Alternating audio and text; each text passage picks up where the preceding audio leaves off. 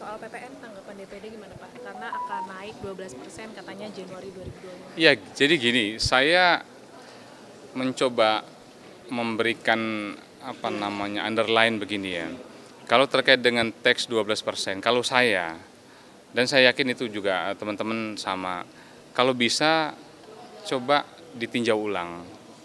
Kita senang, kita memang tahu bahwa eksekutif bersemangat betul untuk bagaimana memastikan bahwa devisa kita naik, pendapatan kita naik. Tapi kalaupun mau diterapkan pajak 12%, mungkin harus dipilah-pilih. Kalau saya setuju mungkin lebih kepada yang barang import. Itu contoh ya.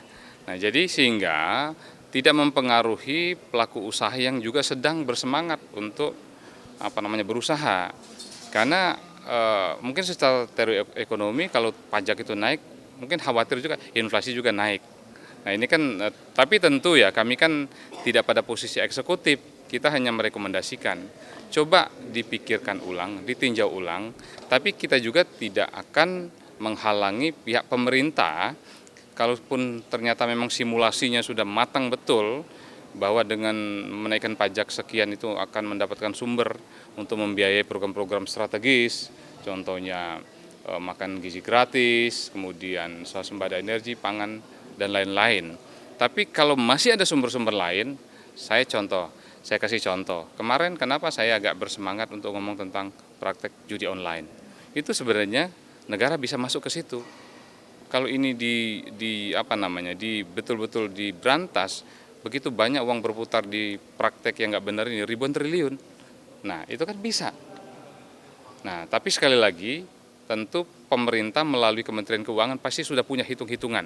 Tapi kalau boleh kami kasih tahu atau merekomendasikan, coba ditinjau ulang, dihitung ulang, pertama besarannya 12%, kedua sasarannya. Kalau saya mungkin lebih setuju jangan langsung drastis atau ekstrim kepada seluruh atau diberlakukan sama pada seluruh pengusaha lokal, apalagi yang ada yang baru tumbuh gitu loh. Kalau suara dari masyarakat di daerah yang disampaikan ke DPD menolak itu? Tidak spesifik sih, tidak spesifik bahwa ini menolak. Kita punya pandangan yang sama dan semangat yang sama, baik eksekutif maupun parlemen, bahwa program-program baik dan strategis seperti makan gizi gratis dan yang lain itu memang harus di speed up, harus dipercepat. Nah, mungkin mengingat fiskal kita yang memang kemarin kan ada juga defisit yang lumayan ya. Nah, mungkin untuk menutupi itu. Nah, kalau suara-suara daerah tentu kalau bisa dirasionalkan, mungkin besaran dan sasarannya.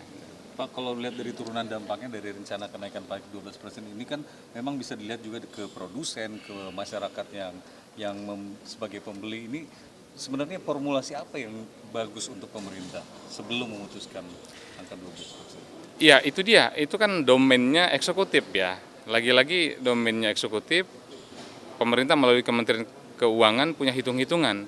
Kita sih jujur aja, kita juga belum clear betul kenapa ditetapkannya angka 12% itu. Ya, kalau masukan, kalau saya pribadi merespon cepat, pertama coba dipikirkan, disimulasi ulang, dihitung ulang, dikalkulasi ulang. Apakah memang harus 12% atau mungkin bisa diturunkan. Lalu sasarannya. Jadi kita tunggulah itu nanti. Penegasan Pak berarti belum pas begitu dengan kondisi ekonomi Indonesia saat ini? Saya tidak mengatakan belum pas, tapi besaran dan sasarannya.